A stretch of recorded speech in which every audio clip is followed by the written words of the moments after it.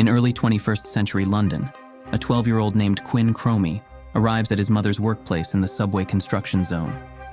He's there to share the disappointing news that his scholarship application has been turned down.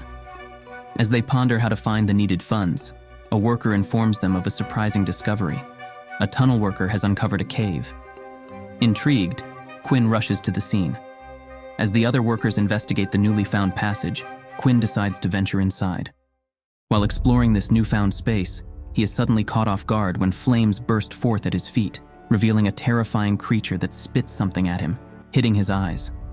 Panicked, Quinn scrambles out of the tunnel, desperately trying to alert his mother to the danger. His mother, though concerned, quickly ushers Quinn towards the exit, urging him to wash his eyes. Just as they make their way to safety, flames erupt behind them.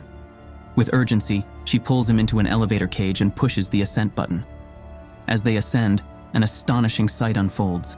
A dragon bursts from the flames, crushing Quinn's mother as it emerges. Miraculously, Quinn survives the chaos, but the world soon falls under the control of these flying, fire-breathing creatures. In a startling twist, it is revealed that dragons actually existed in our world and were responsible for wiping out the dinosaurs before entering a long period of hibernation. When humanity becomes aware of their existence, efforts are made to combat these creatures, but their numbers only continue to grow. By 2010, in a desperate bid to save humanity, nuclear weapons are deployed against the dragons. Sadly, this drastic measure only accelerates the impending catastrophe. By the year 2020, the Earth is left in ruins, with only a handful of survivors clinging to a medieval-like existence, devoid of the comforts of modern civilization. A grown-up Quinn now leads a small group of survivors in England. They seek refuge within the walls of a modest castle in Northumberland, striving to avoid direct confrontations with the relentless dragon attacks. Despite their efforts, the human population steadily dwindles as these formidable creatures maintain their assault. One day, Quinn's assistant reports that one of their fellow survivors, Eddie, along with his children, plans to embark on a risky journey in search of a harvest. Concerned about the recklessness of this plan, Quinn makes a passionate attempt to dissuade Eddie, emphasizing that the timing is far from ideal. He points out that the dragons are actively roaming, and the harvest isn't yet fully ripe, meaning there won't be enough seeds for the next planting. However, Eddie remains stubborn and aggressive, unwilling to accept that others in their community are enduring similar hardships. In an effort to prevent what he believes is a perilous undertaking, Quinn steps in and takes away the keys to the vehicle. As night falls, Quinn and his buddy Creedy treat the children to a special show inspired by ancient English tales. After the performance, they come together in prayer, with the children echoing words that hold directions for what to do if they spot dragons. Everyone then goes to bed, not knowing that Eddie has embarked on his daring journey. He gathers 4 young adults and heads to the vegetable fields, causing a commotion. As an alarm blares at the fortress, the horizon reveals the menacing presence of dragons. People swiftly lead the children into secure basements for safety. Amidst the chaos, a woman raises concerns about Eddie and his children being missing. Just as this troubling news emerges, the dragons launch a devastating attack. Tragically, one of Eddie's sons loses his life during the onslaught.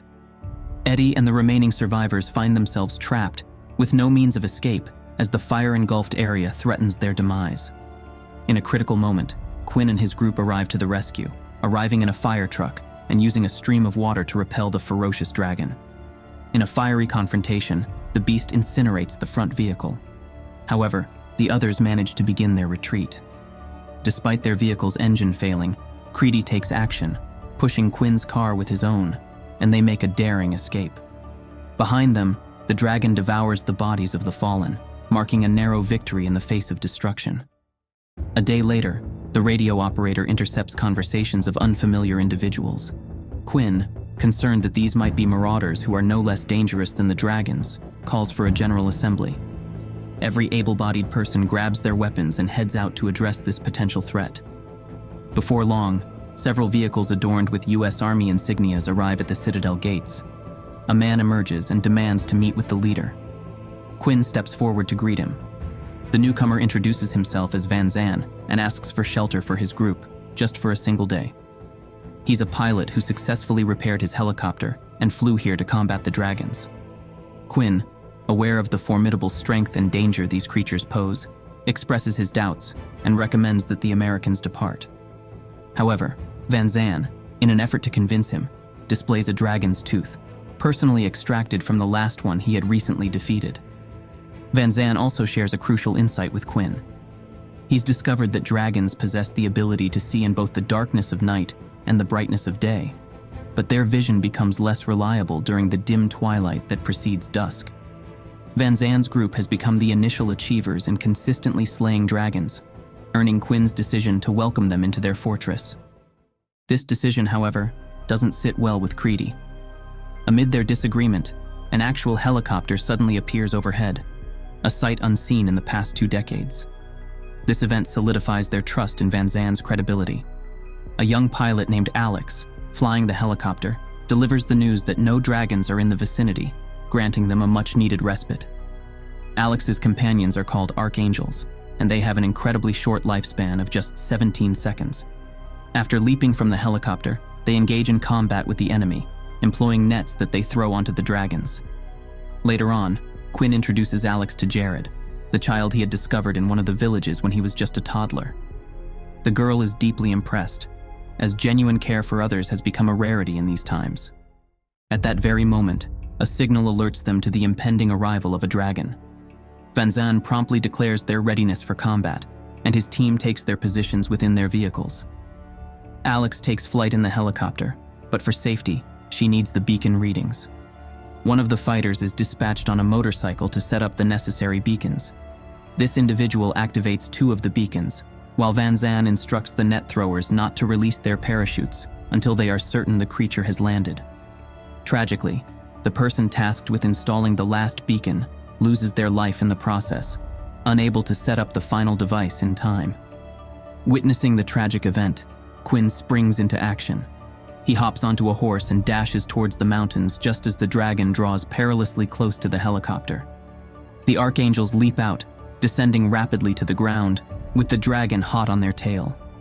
Their swift actions involve releasing nets that disrupt the dragon's course, but regrettably, one of the Archangels doesn't make it. In the midst of this chaos, Quinn activates the 3rd beacon. Van Zan, recognizing their need to divert the dragon's attention, asks Quinn to serve as bait and lure the creature toward the weapon. Quinn takes off on his horse, making a beeline for the fortress. As the beast is about to seize him, Van Zan fires a dragon-killing projectile, causing the creature to plummet to the ground. That evening, the people come together to celebrate their hard-won victory. However, the arrival of Van Zan casts a shadow on their spirits. He reminds them that it's too soon to revel in triumph, especially given the loss of his companions who deserve a proper burial. Later, he confides in Quinn, mentioning that Alex serves as the keeper of memory, remembering the names of all the fallen so they can be honored with due respect. Van Zan admits he needs more recruits, and he hopes to find them among Quinn's team. Alex further shares that their chemist has managed to identify the composition of dragonfire, which is remarkably similar to napalm. She adds that all dragons are females, reproducing from a single male, presumably located in London. Eliminating this male dragon would eventually put an end to their population. Quinn holds the belief that embarking on a trip to London is an impractical idea. He's deeply aware of the creature's exceptional memory and their ability to trace the origins of people, which could spell doom for any remaining survivors. Quinn is adamant about not risking his people's lives, particularly after his own encounter with the very first dragon in the tunnel where his mother met her demise. He vividly remembers the sheer power these creatures possess. In the midst of these concerns, the radio operator delivers a troubling report. Van Zan is deviating from the orders and attempting to sway Quinn's people to join his cause. In response, Quinn rushes to the platform, where the American is rallying the men to take up arms and stand against the dragons. 4 individuals volunteer, but Van Zan insists on forcibly recruiting the strongest ones. This disagreement leads to a heated confrontation between Quinn and the American, resulting in a physical altercation. Alex intervenes in the conflict, leaving a bottle of iodine with Quinn as she departs with her commander. As Quinn tends to his wound, he notices Jared packing his belongings with the intention of becoming an archangel. Quinn, who had hoped that Jared would one day take on a leadership role within their community, attempts to dissuade the young man. However, Jared remains resolute in his decision to join Van Zan's team. Meanwhile, Van Zan's group embarks on their journey toward London. Quinn, in search of firewood to burn the dragon carcass, is joined by Jared, who has ultimately chosen to heed the counsel of the man who saved his life. During the night, as Quinn re-examines the dragon, he makes a remarkable discovery: an egg, confirming the veracity of Van Zan's words. Simultaneously, Van Zan's group reaches the outskirts of London, where they face a devastating assault by a colossal dragon, resulting in the loss of nearly the entire military group. Alex tries to reach Van Zan, but receives no reply. The Citadel's radio operator overhears these discussions. Meanwhile, Alex lands and discovers her commander, who is deeply shaken by the dragon's devastating attack on the entire group in a single strike. At the same time, the dragon heads toward the location from which Van's group had departed and assails Quinn's fortress. In response, Quinn directs the children to take refuge in a shelter equipped with a fire suppression system.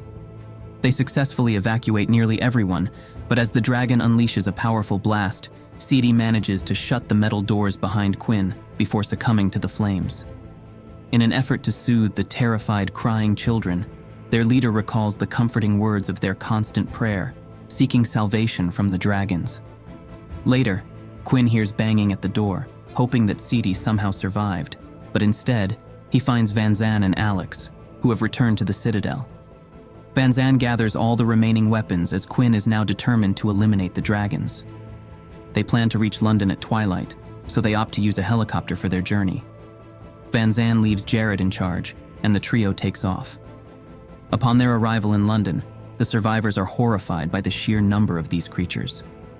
They witness a male dragon resorting to devouring its own kind, a grim indication that they lack food, making the dragons even more perilous.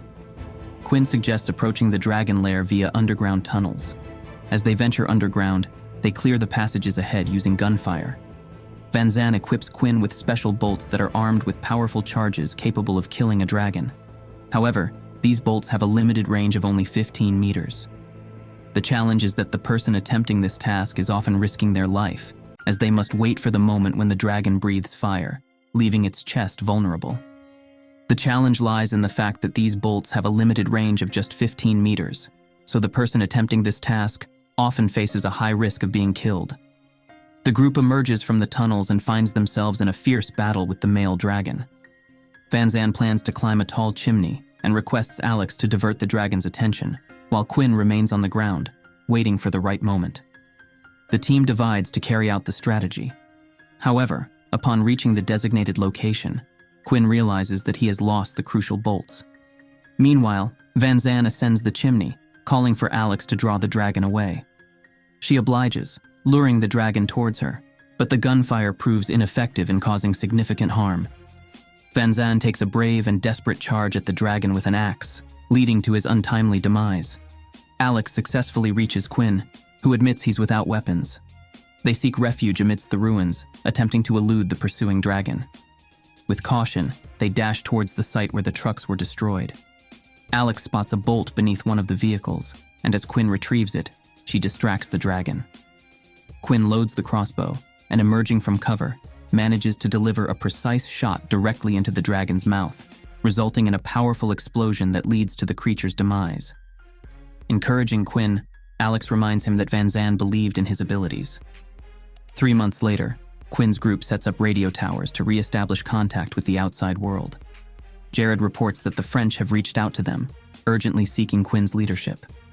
With a smile, Quinn announces that they are needed. Alex laughs, noting that people have found optimism again.